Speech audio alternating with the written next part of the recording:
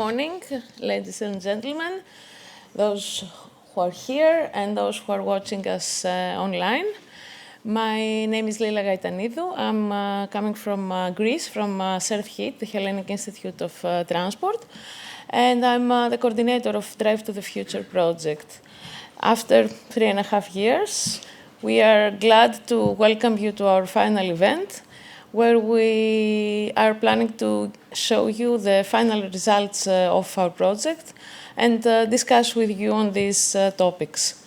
To start, I would like to welcome on the floor the technical manager of the project and our director, Dr. Evangelos Bekiaris.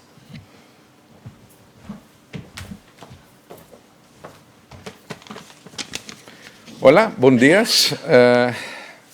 Good morning from me, from beautiful Barcelona. I'm a managing director of the Hellenic Institute of Transport and at the same time technical and innovation manager of this project. I won't take much of your time, but with a number of different other hats that I have, like president of ECTRI, European Association, national representative of Greece in the Smart and Environmental Friendly Cities Mission, and also in the CECAM Association.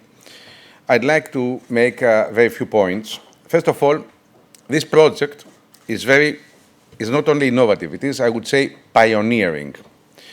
We have had also in the past some relevant projects.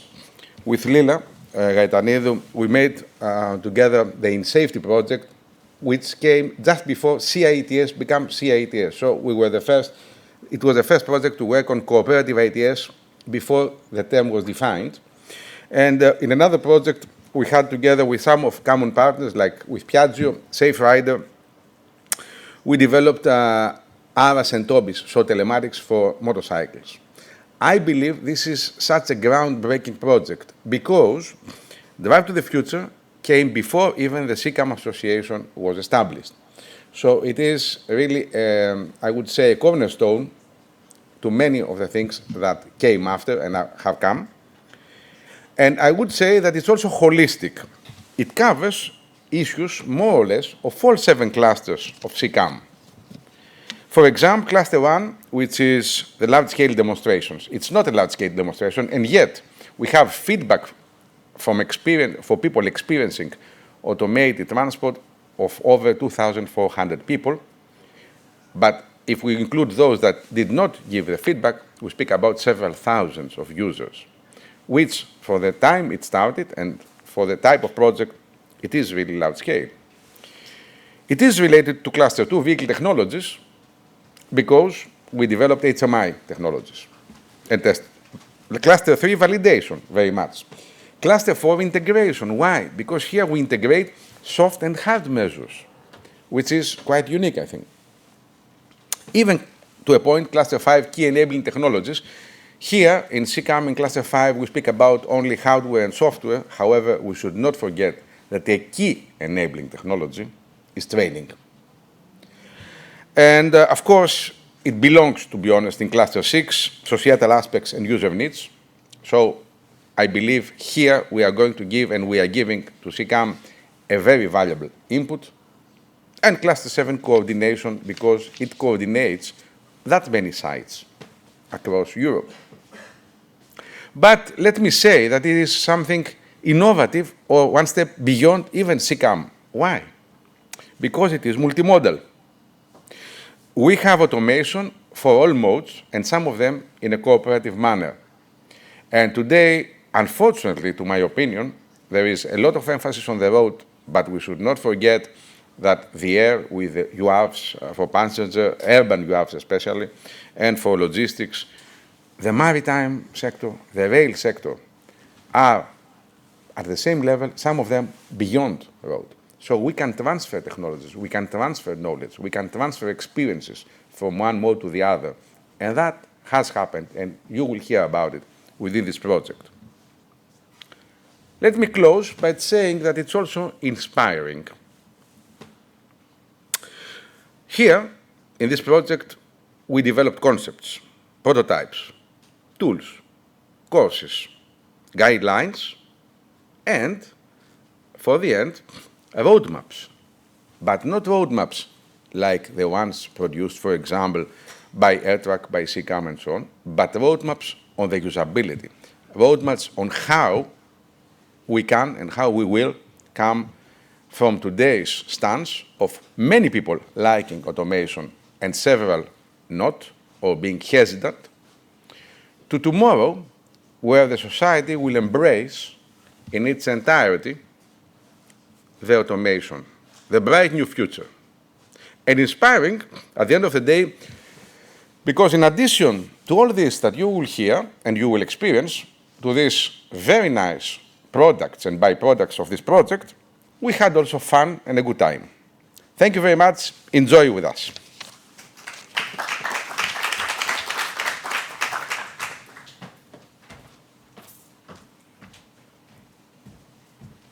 Thank you very much, Dr. Bekiaris.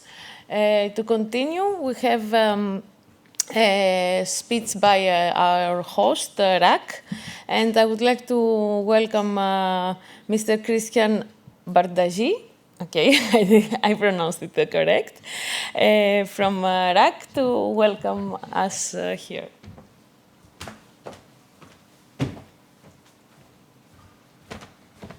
Thank you, Lila, for the introduction. From our side, from RACC, or RACC, as we pronounce it locally, we are glad to hold this event here at our premises, an event about autonomous driving, which is for sure a groundbreaking issue to improve road safety and efficiency. Here at RACC, we are the users, one of the vertex of the magic triangle: users, administrations, and of course industry. So we are proud to be the voice of users, and as far as these 3.5 years have evolved, the project has taken into account all these involved actors: drivers, driving school teachers, passengers, operators, industry, and administration. And the first three categories we are here represented are RACC. So we feel it as a personal matter. The project has worked both on the theoretical and the practical part, and this is a key issue. This is how things should be done. One final thought I would like to share with you. We have to be aware this issue about autonomous driving will not come suddenly. It will evolve gradually, case by case, and it will arrive maybe sooner than we think today. And just to close, I take the opportunity to wish you a good day. Keep enjoying, as Evangelos said, and thank you very much for being with us. Thank you.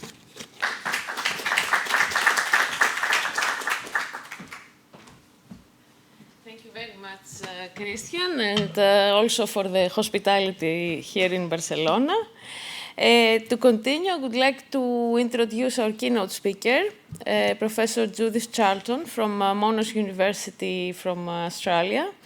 Ms. Charlton is here in Barcelona. She came just for the workshop to attend and to speak to us, as she is also a member of our advisory board. However, COVID had different plans, so she has to stay in the hotel. However, we will have the joy to enjoy her presentation, as she is online, and we will watch her presentation in video, and afterwards she will be available for questions. So, Judith, if you can hear me, the floor is yours.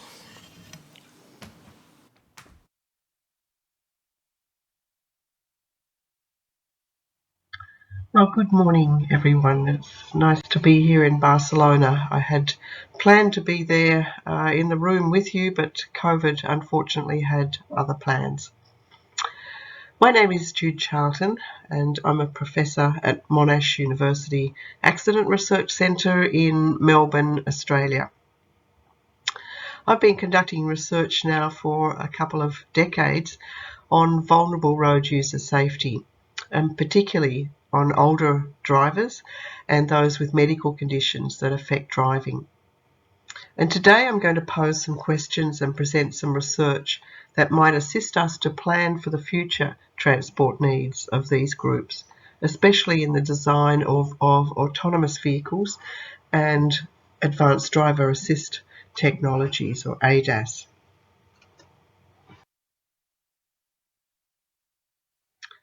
Well, since the invention of the private motor vehicle, the design process and standards testing for vehicles has been dominated by males, and the design has been for the 50th percentile male. And many researchers have highlighted the serious design gap that has for decades excluded the needs of women, children, young novice drivers, and particularly older and impaired adults. And there are particular implications, of course, for these user groups, particularly in terms of access, comfort, and safety.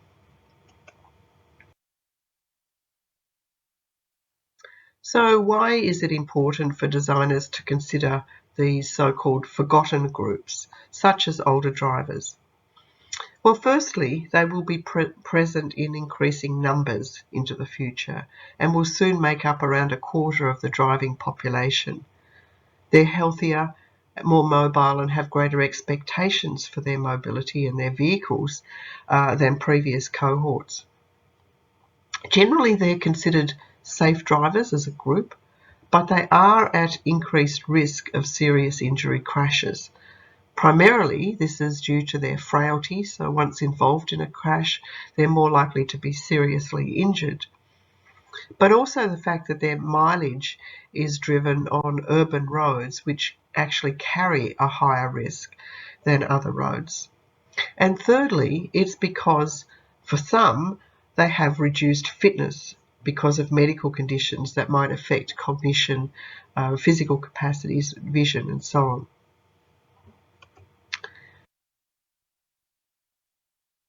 If we focus in on older adults, then as a case in point, these considerations are critical for maintaining safe mobility of this cohort. Conversely, loss of licensure to drive has been shown to be associated with negative consequences such as social isolation, depression, loss of independence, and greater reliance on others for their mobility. The United Nations Sustainable Development Goals highlights many targets for global health and well-being and sustainable urban development. And in particular, they state that by 2030, cities must provide access to safe, affordable, and accessible transport systems for all.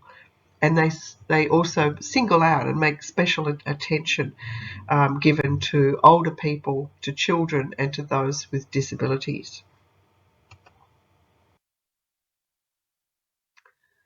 But the future does hold great promise. It's claimed that autonomous vehicles or self-driving cars will be the perfect solution for older adults and people with disabilities who cannot or can no longer drive themselves. Joe Coughlin from MIT's Age Lab suggests that autonomous vehicles might well actually close the mobility gap for older adults.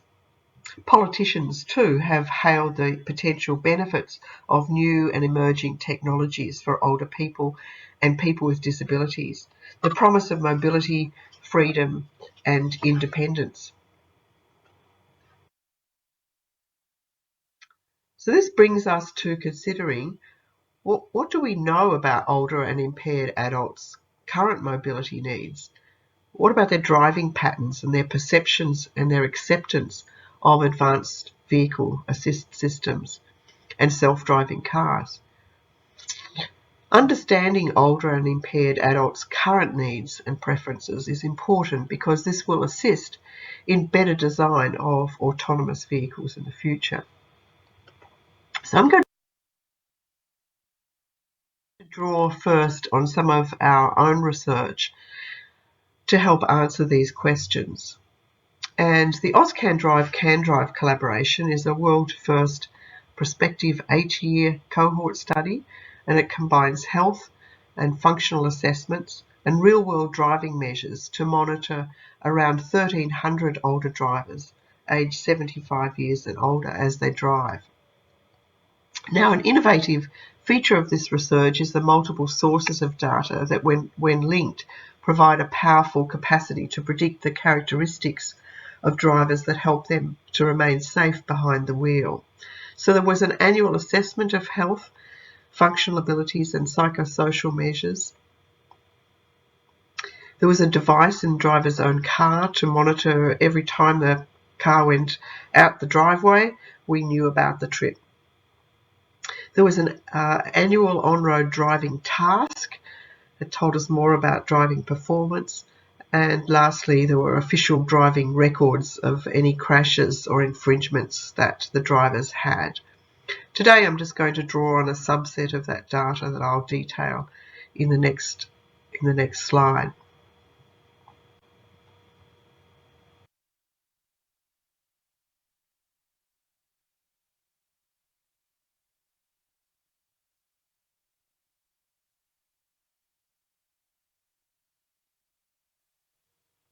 So in total, there are approximately 1,300 drivers participating in the broader AusCanDrive study, and that was across 9 sites across Canada, Australia and New Zealand. And at the start of the study, there were 257 drivers aged 75 plus in Australia, 45 drivers in Wellington, New Zealand, and 928 drivers aged 70 years and older in Canada. The data I'm going to present today are for the drivers who are based in Melbourne, Australia, who are aged between 75 years and 96 years at the start of the study. This slide shows a heat map of all trips for the first 3 years of driving, give you a sense of where our drivers were doing their driving. What's interesting is that while most of their trips were down there in the hot spot in the bottom right-hand corner around Melbourne, as you'd expect because that's where they were recruited from, many of them actually ventured quite further afield. So you can see many drove up the east coast towards Queensland and quite a bit of activity in Tasmania.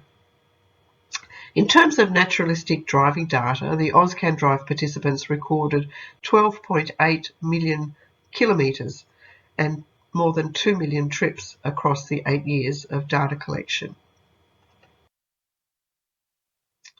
And this figure shows a driving footprint for 20 participants within the Melbourne metropolitan area. And our naturalistic driving data can provide unique insights into how, where, and when our participants were driving across time. At this next set of 5 or 6 slides, I'm going to work my way through, and what I would like you to focus on is as the years are changing from 2011 through to 2017, you'll notice that the tyre print of the individual's driving patterns are shrinking across time. And as another way of verifying that shrinking mileage, if you like, you can look at the trip counter in the top right-hand corner, which shows the annual mileage for that driver for that year. So here we are starting off at just under 9,000 kilometres in the years 2011 to 2012. We go to the next year, we see that tyre print shrinking slightly and the mileage in the top right shrinking. Down to the following year, and you see the tyre print shrinking even further, the annual mileage shrinking further, and so on, until we get to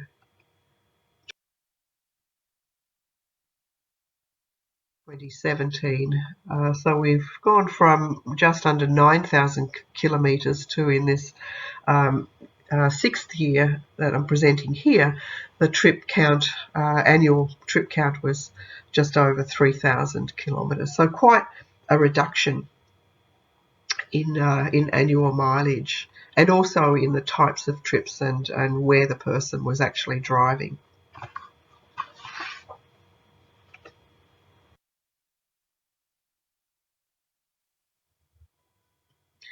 Now, this next set of figures shows older drivers' driving patterns across the years as well.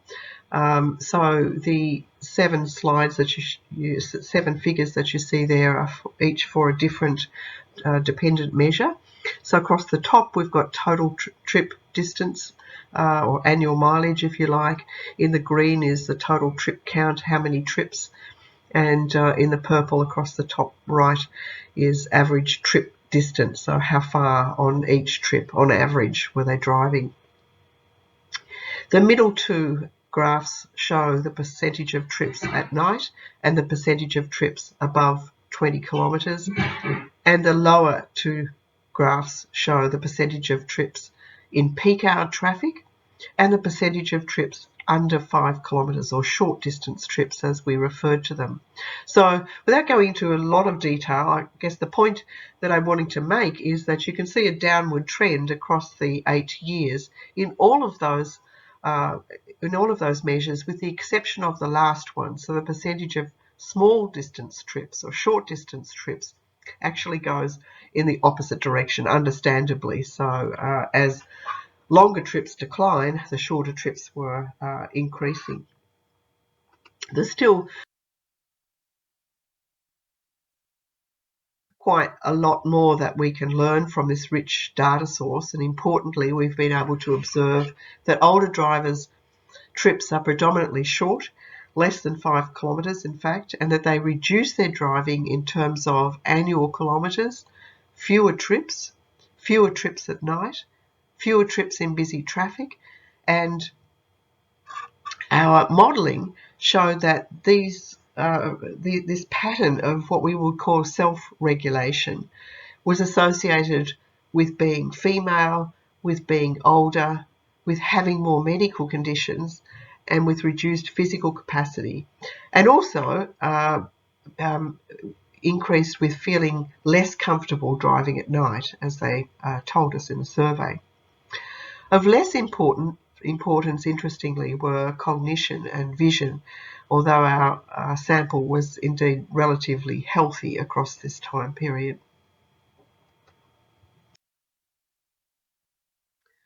So the AusCan Drive study has provided some real-world driving data that describes the current driving patterns of an older cohort of drivers of conventional vehicles. But how will these drivers engage with the future vehicles, the semi and fully autonomous cars of the future? So to answer these questions, I'm going to talk us through some results from some other research. I'm going to refer in the next several slides about self-driving and autonomous vehicles in a fairly general way, but of course there's a continuum of levels of automation, as you can see here, from level 0, no automation, many of the cars still on the road are in that category, to level 1. Most of our AusCan drivers were driving cars that had some advanced driver assist, such as lane keep assist, all the way through to fully autonomous cars that are not here yet.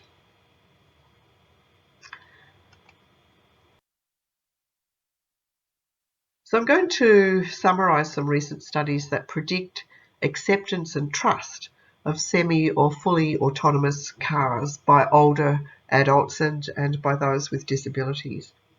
Now, I mention trust because to be successful, people of all ages will need to trust their vehicle because it's going to be doing the driving. A recent US study by the AAA, the Automotive Association of America, showed that there is a very significant trust gap. The study showed that 75% of US drivers of all ages report feeling afraid to ride in a self-driving car. However, drivers who own vehicles with some semi-autonomous features are 75% more likely to trust the technology. So in other words, knowing something or having some experience of an advanced driver assist technology might make you more willing to accept a self-driving car. Another important feature is acceptance. What will make driverless cars appealing to older people? Well, the Canadian Peak Body for Ageing spokesperson Elizabeth McNabb described three important elements of acceptance. She talked about affordability, accessibility to people who use mobility aids particularly, and also training about correct use. There has been a surge of interest and research work in this topic over the last decade or so, and I've captured some of them here. I won't have time to go into all of them in detail, but I've picked a few from which we can learn quite a bit of new insights about acceptance, usage, and willingness to engage.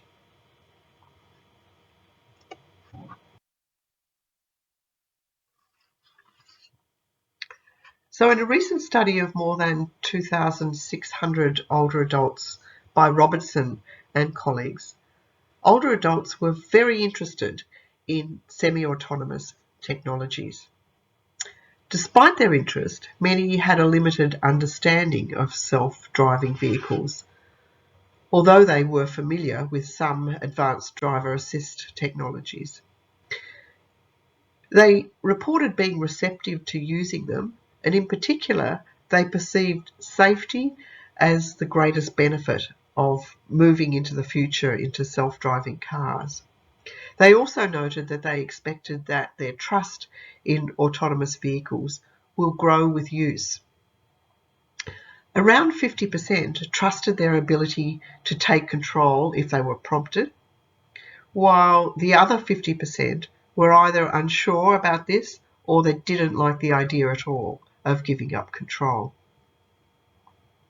Around 75% said that they would use self-driving cars if they were available today, but particularly if they had observed others using them safely.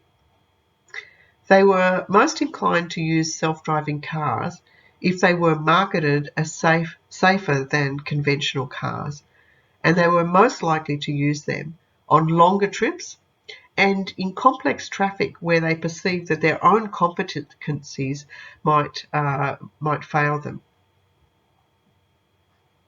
But as you might expect, there were some caveats. Older people reported that they would use self-driving cars if they could be shown to be safe, if they were affordable, and if they had adequate education and training, including how they operate and when they might fail. Understandably, they also voiced some concerns, and they were concerned that if they didn't need to actually drive a self-driving car, that they might lose their practical driving skills. Affordability was also raised as a concern, and interestingly, they were concerned that autonomous vehicles might extend the driving life of some older drivers who really should not be driving any longer because they were unfit to drive. They also pointed to the potential to entice drivers to be distracted because the vehicle was driving itself, and so they may be tempted to not engage with the traffic around them. And they also might be more tempted to drive if they were under the influence of alcohol. And they were concerned that there was a steep learning curve for them. Lots of new information about the autonomous vehicles' features and how they might need to interact with them, such that this was a sense that it would be quite overwhelming for them to use an autonomous vehicle. Now, in particular, to address their learning needs, older adults said that they wanted to learn about the safety and performance of autonomous vehicles, including how well they would be protected in the event of a crash. How could they avoid a collision? And if they were to have a collision, what would be the insurance and liability implications? Firstly, if they were driving, and secondly, if the car was in self-driving mode. Well, what came across very clearly was their desire for hands-on practical experience behind the wheel of an autonomous vehicle.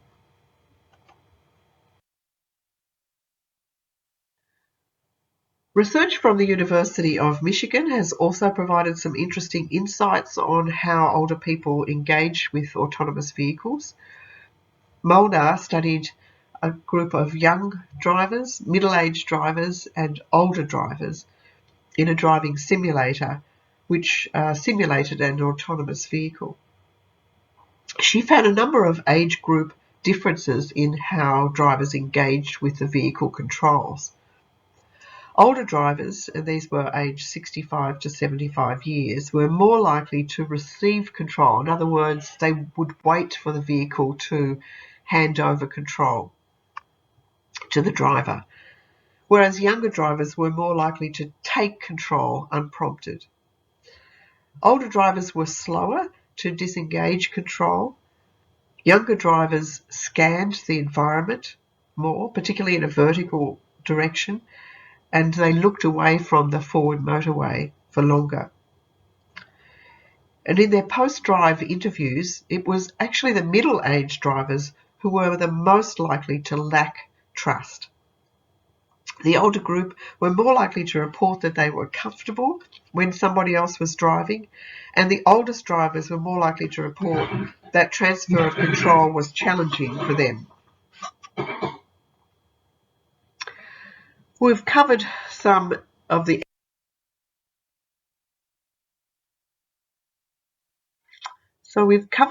evidence on older drivers, some of whom have impairments, but disability is not solely the domain of older persons, and the WHO estimates that over 1 billion people experience a disability. And many of these will have significant difficulties in functioning that might limit their mobility and transport options. A recent US study by Courts and colleagues surveyed over 460 adults with a physical disability, and many of them had multiple disabilities affecting mental and sensory functions as well. The respondents identified a number of transport challenges for people with physical disability, and these included the cost of transportation, the time it took to plan, and the convenience of use. And they reported frequently missing critical health appointments and social gatherings just simply because there was limited transport options that were available to them. But when this particular group was asked about future travel and the prospect of autonomous vehicles, they reported a positive attitude towards autonomous vehicles, both private and public. They reported that they felt comfortable using AVs, and this was consistent with an increase in trust associated with awareness about their safety, the ecological impact of such vehicles, and their comfort. They said they were willing to pay either the same price or even more than they would for a conventional vehicle. And they said that they would be willing to pay more if those vehicles had acceptable safety features and accessibility features. And particularly, they were referring to ramps, to ingress and egress of the vehicle, and also to the electronic displays on those vehicles.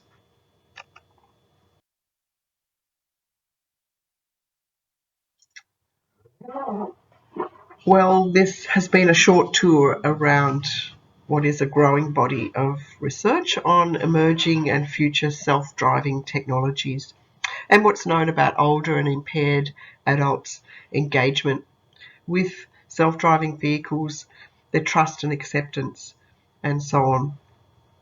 So I just wanted to leave you with some take-home messages from what we've learned from the research that we've been through today. So to sum up, overwhelmingly, older adults and those with disabilities have a positive view of what AVs can deliver for them. Although their acceptance was conditional, and particularly they were concerned about safety and demonstrable safety benefits for them. They perceived that education training was going to be really critical to help them gain trust and to gain knowledge and, to gain skills and competencies. They also were found to engage with self-driving vehicles differently to other age groups, and in particular in their response to take over control and in their level of alertness to their surroundings when in self-driving mode. So all of these findings have important implications for the way that we design autonomous vehicles, not only for older and impaired adults, but for child passengers and for young novice drivers who will surely interact with AVs in a very different way. Co-design and inclusive design will be critical to ensure a good fit for all. Interestingly, as noted by Robertson and colleagues, they expect that there could be widespread early adoption of self-driving vehicles by this older age group, and that this would help to demonstrate to others the true safety potential of these technologies. They are more sensitive to the inherent risks and the limitations of autonomous vehicles, and therefore may be best suited to test them in the real world. And they can also help to set the standards for training and education for all drivers and the licensing requirements for autonomous vehicles. So I will leave you with those thoughts. That's the end of my presentation today, and I will hand back over to those in the room who can guide you through some discussions based on our conversation and presentation this morning. Thanks for your interest and attention.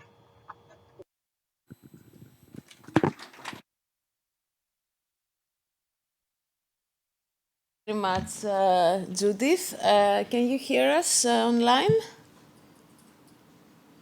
Judith? I guess there are some technical issue that we will solve. I would like to ask those of you that are watching us online, if you have any questions to Judith or the next speakers, you can type in the chat and we will read it in the room. So, Judith, I can see you now. Can you hear us? Yes, I can hear you well, Lila. Thank you. Thank you very much for this presentation. It was really interesting. And I would like to start with those that are here with us. If you have any questions for Judith. Do we have a microphone? For me, Dr. Bekiaris.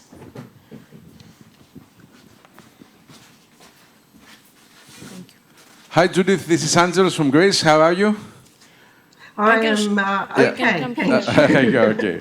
So my question is, thanks very much, first of all, for all this info. I guess what you told us is that the autonomous vehicles might be the solution to bring people with disabilities and the elderly on equal grounds, but provided that we do them accessible, because then, vice versa, it could be an obstacle. So I fully agree with you.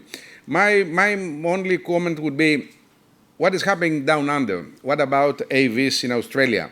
Where are we? Do you have big pilots? Do you have something to tell us, just to inform us how you are proceeding down there? Yes, I can. We have some pilots. Can you hear me okay? Yes, very good. Excellent. Good. Yes, we have some pilots, and one in particular that I'll mention that is specific to older people, and it is being run by the Auto CRC, or the Auto Cooperative Research Centre, and a collaboration between the Queensland University of Technology and the University of New South Wales. And they are running pilots with and for older adults, I think age 65 years and older. And this is a current study. So I have been in touch with the lead researcher, but there's no results to report just yet. But we should all keep our eye on what that's going to tell us. So as well as providing training for older people and real-world closed-track experience for older people in a semi-autonomous vehicle, it will also provide some interview information. So after the experience of driving the vehicle, the researchers will interview the participants, and so we will gain some more information about what the experience was like for them and what could have been done differently to improve the experience. So that's the main study I can really just inform you is ongoing, but there's no results. Otherwise, I would have presented them to you today. There are some small studies going on, I believe. There is some public transport, so minibus autonomous vehicles that are operating in several places around the country, mostly run by the auto clubs. There's one in Perth that has been running for quite some years, but it is quite difficult to get hold of the information that's coming from these studies. So thanks very much. We look forward whenever you have results that we get something even later, because we would like to include things in our guidelines. But even if it's post-project, certainly we need to take that into account. Thanks a lot, Judith. Thanks from my side. Thank you very much. Any other questions? Anyone? Yes, please, Anna. Yes, Anna Dahlman from VTI.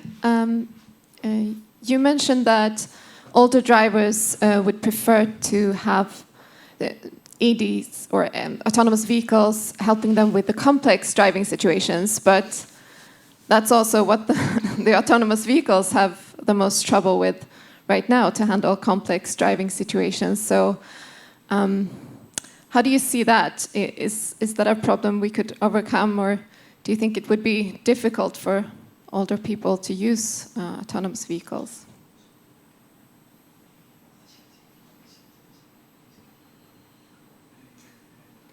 Judith, can you hear Please, us? Judith, turn on your audio, please. Yes, I found that very interesting too, Anna, that they were prepared to hand over trust in difficult driving situations. As for how we handle that, I'm not sure. I'm interested to know if you have any suggestions as well. But I think what that actually tells us, and it was something that I mentioned right at the very end, is these are people who are very acutely aware of the risks of being in a motor vehicle.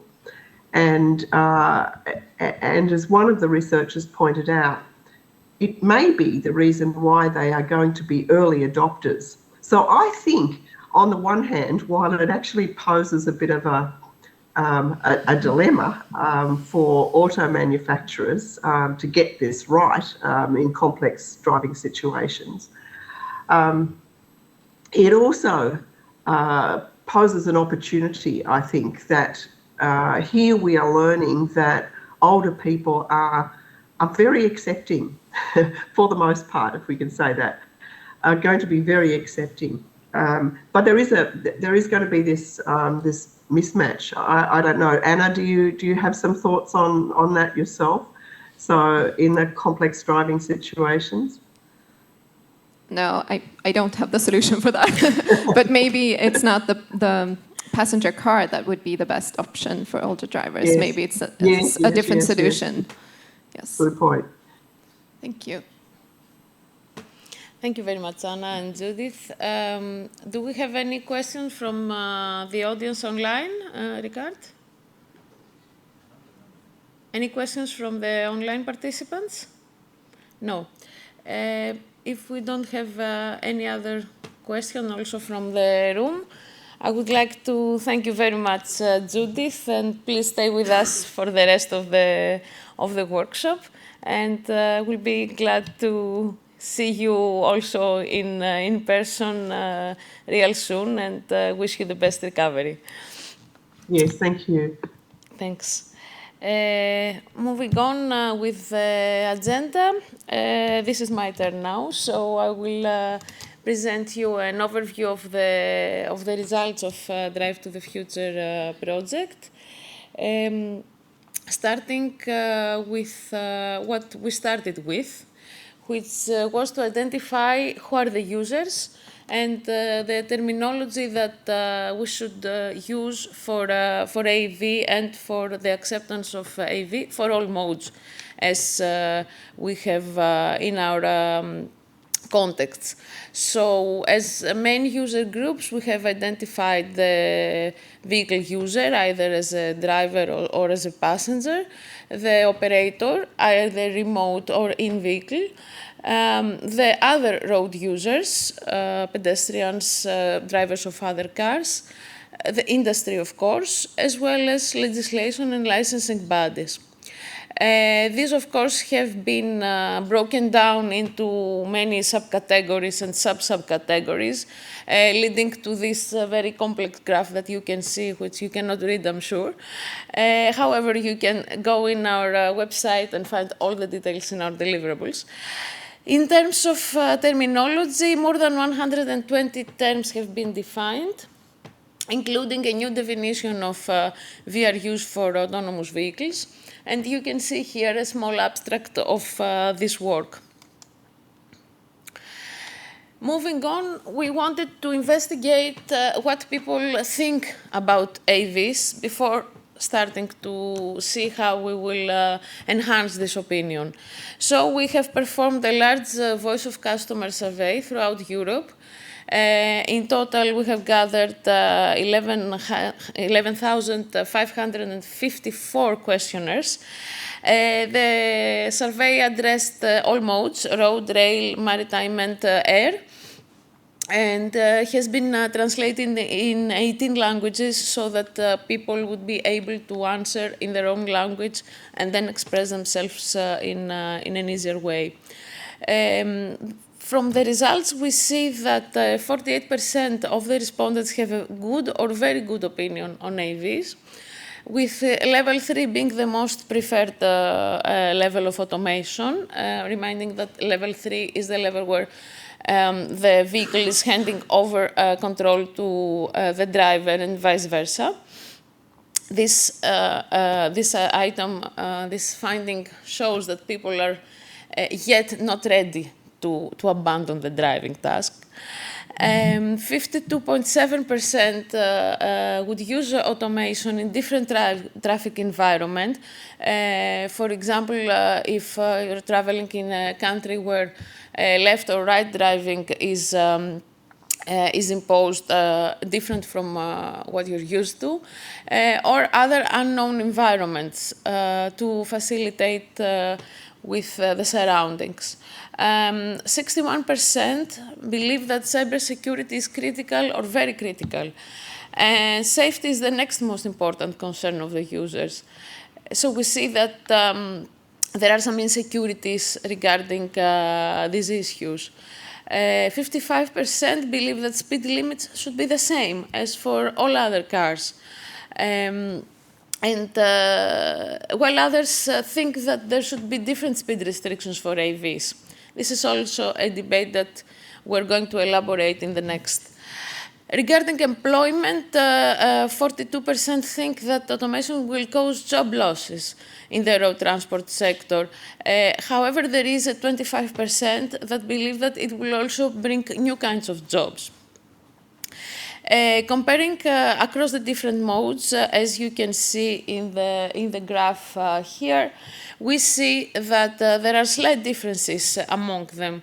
The respondents are mostly neutral in the case of air and maritime transport, while they express a more positive opinion for rail and road. Finally, the preferences on automation levels for all modes are focused on the lower and middle levels, where cooperation between the vehicle and driver still exists. It is what was mentioned before, that we're still not ready to leave the wheel. But what would be the factors that influence these reactions? From the findings, we see that the frequency of interaction with AVs, both for in-vehicle and other road users, brings a positive influence on acceptance by experience. Gender and age are also very definitive factors, with also, especially regarding VR use, we see that females feel safer and their behavior is influenced more with the out-of-vehicle indication of status, while male usually ignore these signs. Younger people also perceive better the enhanced safety of AVs, while elderly usually ignore the indications of AV's operation mode. I mean, the indication whether it's operating on autonomous or manual mode, the vehicle.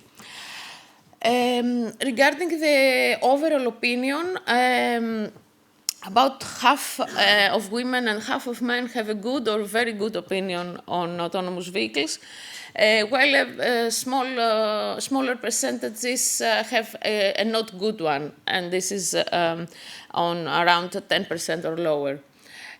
For young people, we see a more positive view. About 60% are in favor in the ages 18 to 45, while elderly are more hesitant towards autonomous vehicles, having about the same percentages of negative and positive views. As for the role in the traffic, we see that driver, passenger, and VR use have similar acceptance levels. Finally, on the educational level, we see that people with a bachelor degree or higher seem to have significantly more positive opinion. And this is quite expected, as they probably are more accustomed to such technologies. Moving on, what we did next was to investigate risks, and risks regarding acceptance. To do that, we have followed the FMEA methodology, adjusted to the needs of Drive2theFuture project. So for every identified risk, we have defined the risk severity, occurrence probability, detectability, and recoverability. And we estimated this with the help of 3 independent experts, and we have calculated the overall risk levels. You see here some results, as the risks were clustered in behavioral, legal, operational, and technical risks.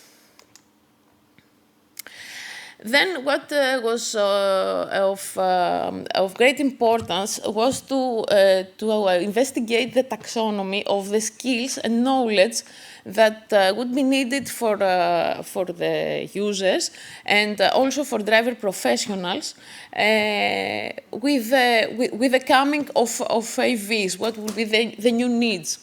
So we did a large investigation here with literature surveys and own research, coming out with the results clustered per mode. And as you see here, we have the different categories of skills for road vehicles, for example, like programming and computer skills, engineering, technical skills, law skills, social skills, while for the rail we see also driver skills knowledge, frontline train driving and network control skills, similarly for maritime and air. Then going to the modeling part of the project, we tried to model the AVs and the driver behavior. Starting with that, we have elaborated in data analytics and data fusion framework, reviewing relevant methods, more than 180 studies, as well as techniques for experimental design. Thus, we have defined a methodological framework, starting from the collection and process of data to defining KPIs for the impact assessment and technology acceptance models through extensive literature review. The microsimulation model that emerged was two-layer. It was based on a conceptual model of our partner TOY, with the upper layer of in-vehicle interactions and lower layer of vehicle environment interactions. Modeling the interaction between the AV and surrounding vehicles, as well as modeling the interaction between the AV and pedestrians. Moreover, a conceptual behavioral model has been defined, deriving from extensive literature review. And this behavioral model involves meta-monitoring of situational awareness, automation complacency, over-reliance on technology. It takes into account the preferences and target state, the expectations, learning, and behavioral adaptation. Also, the model test and evaluation with roadside interviews and video recordings has been performed. Sentiment analysis. Social media are in our lives, so we try to capture the feelings of people using them, and in particular Twitter, YouTube, and Reddit towards AVs. So more than 100,000 social media posts have been analyzed using a sentiment analysis model. And we see here the user perception for autonomous vehicles. We think that the vast majority of the opinions are neutral to positive or mostly positive, while the negative opinions are much less. Overall, from this work, a simulation platform has derived, in which the data modeling simulation platform base, the assessment, and the use cases all work together to finally conclude to a simulation platform of AVs and the user behavior. What is also very important when we speak about vehicles, and especially automated vehicles, is the HMI, the interaction of the vehicle with the user. So the mission that we defined in Drive2theFuture was to define the optimal HMI for different user clusters and levels of automation, with the purpose to raise the acceptance. You see here the overall methodology that we have used towards this goal. We started with interaction strategies and development of HMI, with benchmarking good practices, recommendations for effective, persuaded, and trusted HMI, user tests on internal and operator HMIs, as well as user tests on interaction with VRUs. We also use the user state prediction and HMI adaptation through the model of through defining a model for predicting the user's emotional state based on information available in the car, mostly through wearables.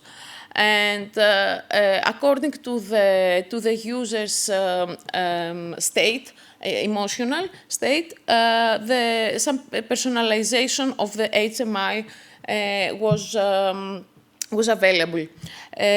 Also, we have identified different and specific needs of the different users for personalizing the HMI in the vehicle with specific rules and conditions. Overall, from this work, an HMI development toolkit has emerged, which is an integrated software application to prototype, demonstrate, and evaluate the HMI concepts for autonomous vehicle in 2 and 3 dimensions. You see here in this video that is playing how it looks like. Its main elements are based on the result of the research and the piloting activities of the project, with best practice HMI elements, use cases for different transport modes and users, HMI recommendation, user state press prediction for use case on road, personalization rules, and evaluation function. Also, training was a big part of the work. We have focused a lot on training, starting by identifying the training needs for key stakeholders across the 4 transport modes, and training programs were designed and developed accordingly. As you see here, different modules for every mode. An extract of the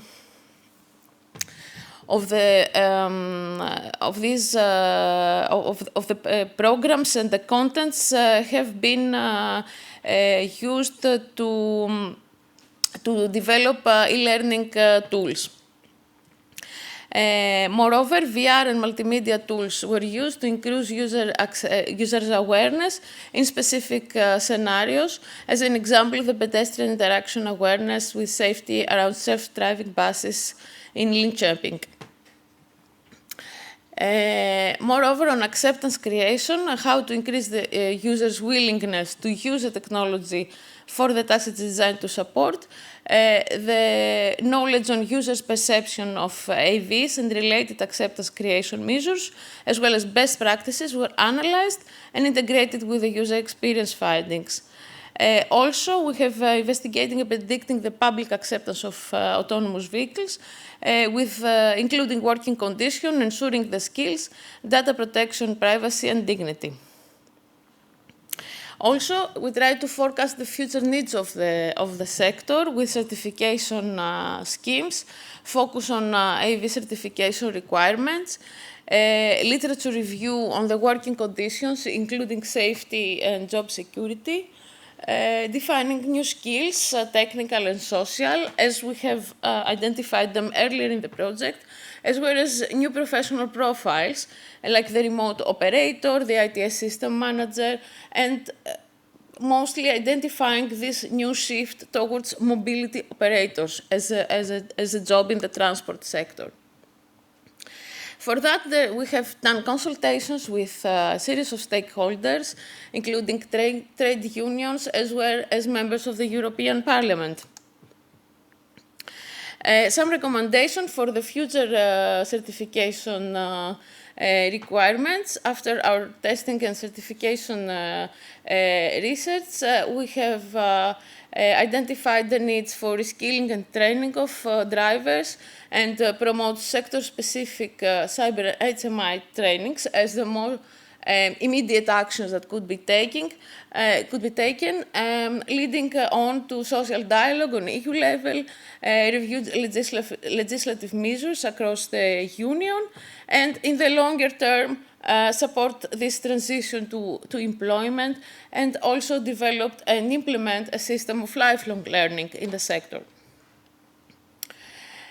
I have been talking to you about pilots, and now it's the time to show you some of them.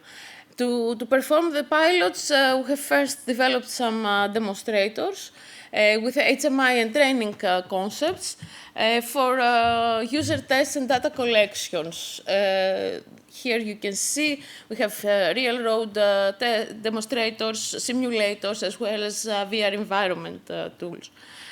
To show in online events and in time of physical distances, we have also developed some videos where we could present these demonstrators, and you can find these videos in the YouTube channel of the project. There were also some simulation model runs based on Sumo platform with simulation of the Munich city center, with different demand scales and varying penetration rates of automated vehicles. We have a series of simulator pilots evaluating different HMI solutions for communicating with the driver or the operator in the vehicle and externally with the other road users. We had 4 simulation pilots in the second phase of the piloting, with VR co-simulation of automated docking at bus stops, power two-wheeler simulator for traffic jam riding in mixed traffic, rail simulator for education of train dispatchers and train divers, and remote recovery of automated train after a disruption. In total, 74 people participated in these tests, with a general conclusion coming that the simulators were found very useful for evaluating HMI solutions for autonomous vehicles and study the interaction between autonomous vehicles and their users. We also had some test track and real-world pilots for benchmarking existing principles of AVs and HMI and iterative testing these in real environments. 10 pilots included in these phases with real-life environments, I mean on the road with other users, test tracks, and digital twins. Hundreds of participants have taken part in this, coming from 8 different countries in our pilot sites. Finally, we had the demonstration and training pilots where we had no accidents recorded, and the conclusions came that the HMI training systems proposed were simple, intuitive, and increased the safety and confidence. The acceptance is high. All users, passengers, drivers, operators see the need of training, especially in terms of being trained on how to react when something is not working as it should. Learning sessions about automated vehicle interaction increase the sense of security and of confidence on the systems, whereas annotations have derived, like making a multilingual platform so that these trainings could be further used in different countries. We also tried to raise the visibility of our demos, so we tried to present them in different events. Of course, with the COVID situation, it wasn't easy for the largest part of the project to be there physically, so we also used the videos for online presentations. And you can see here some photos of the real-life, the physical attendance events that we have presented our demos towards the end of the project where this was possible. Overall, 2,400 actual users have participated and provided feedback in our pilots. In the 3 phases of the pilots, the identification, the testing, and the demonstration phase, we had a plethora of very useful results and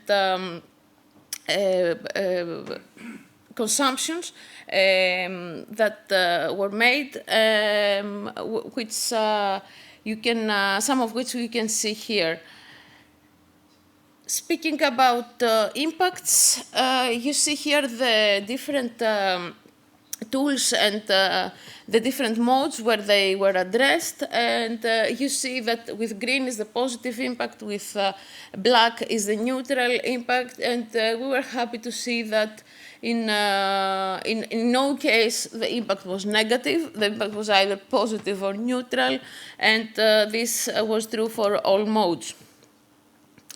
Apart from acceptance, other kinds of impacts was the impact of that were calculated and assessed in the project were the impact on safety, on security, socioeconomic and market penetration impact, impact on traffic efficiency, and on environment.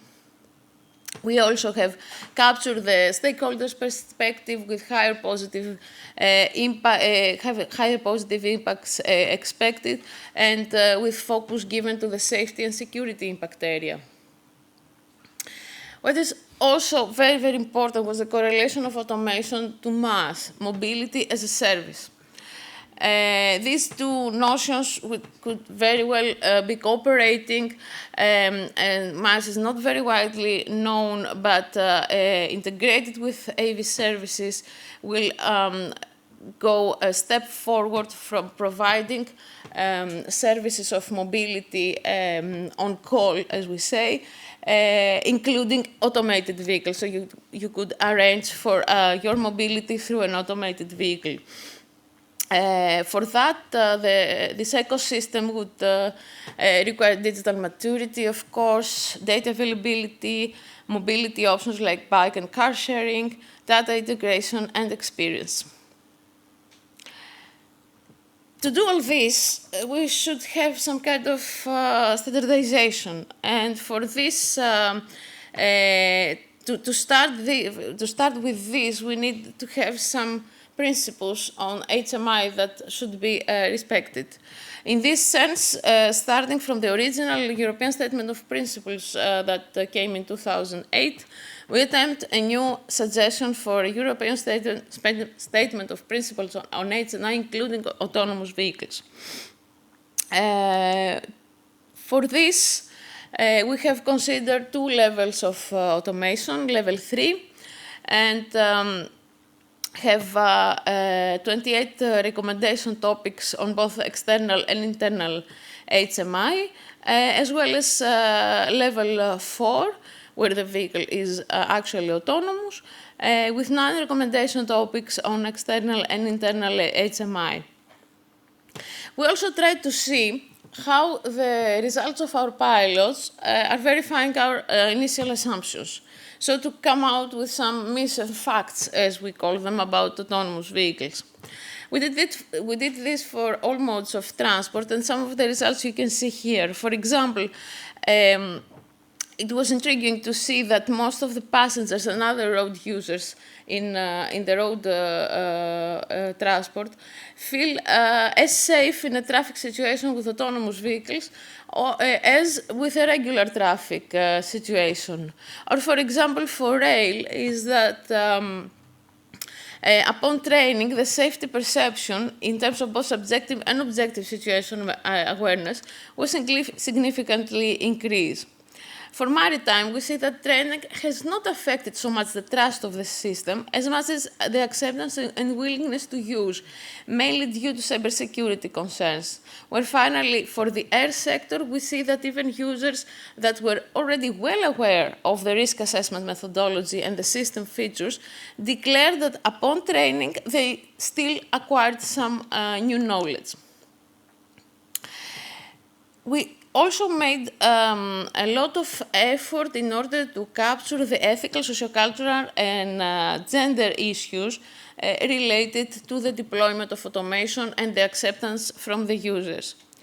To do this, we started with literature reviews, identifying some main issues, as well as performing expert surveys and panel discussions. And you can see here a lot of interesting suggestions. The same was done for the safety and security issues with literature reviews, expert surveys identifying risks and benefits, as well as panel discussions that we performed within the course of the project to identify more critical issues on safety and security. Moreover, we tried to set the map on the legal and legislative framework, checking about what legislation exists throughout the EU regarding automated transport for different modes, and kinds of legal issues that have already arisen in different countries. Of course, dissemination has been a very important part of our work, with 3 workshops, 30 events in which we participated, at least 28 papers we still publish because some of our results are just coming, 4 newsletters issued, the website, of course, and our social media active throughout the duration of the project. Important work has been done also regarding the business models, with the project having defined win-win business strategies and plans for all involved stakeholders, and with the aim to maximize the AV market presentation. We have specified 5 models, for one for road transport, one for rail, for maritime, for drones, and for logistics. Regarding our exploitation strategy and plans, we have taken into account the project product definition, the backgrounds, its price and time to market, the type of exploitation that could be achievable, the business proposition, as well as market and potential risks. Coming towards the end of our work, we need to suggest. So we suggest some guidelines and policy recommendations, trying to map the findings of the project to a list of guidelines and recommendations, with the main target of the main stakeholders in the field, like OEMs, mobility operators, authorities, and decision makers, touching upon several thematic areas and also including policy recommendations for addressing challenges and opportunities at local, national, and EU level. The main inputs for that was, of course, user feedbacks at the pilots, the HMI benchmarking, multi-criteria analysis, trainings, all the work that we have done in the project, and also through our cooperation with other projects. Finally, looking into the future, we try to define how we should, what could be done from now on, and what would be the next steps towards maximizing acceptance of autonomous vehicles by their users. And for this reason, taking into account the project results and existing roadmaps from the technological and, let's say, business part, we try to map these actions towards the acceptance into 3 time horizons, until 2024, until 2035, and until 2050. In this sense, we have defined roadmaps for all the 4 modes that we tackle in the project, thus road, where we see as main pillars for the 3 horizons piloting, deployment as support mode, and mainstream deployment, with the sub-themes. For rail, accordingly, is piloting using selected lines and mainstream operation. For maritime, start with the preparation of the sector, preparation of workforce and application framework, and technological applications in specific routes. And finally, for air, we have the framework preparation, the urban air mobility in dedicated routes, and urban air mobility from passengers and goods mainstreamed. I'm not going into more detail in this, as we have this session after the break in our panel discussion to discuss about the guidelines and the roadmap also with our panelists. With that, I would like to thank you for your attention. I hope it wasn't boring, and I'm sure you have got a lot of information. I will be happy to answer to your questions. Thank you very much.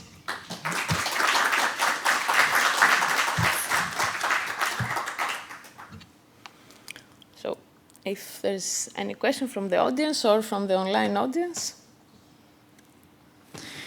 If any one of the people attending online want to ask anything, please show your hand, and we will try to give you the floor.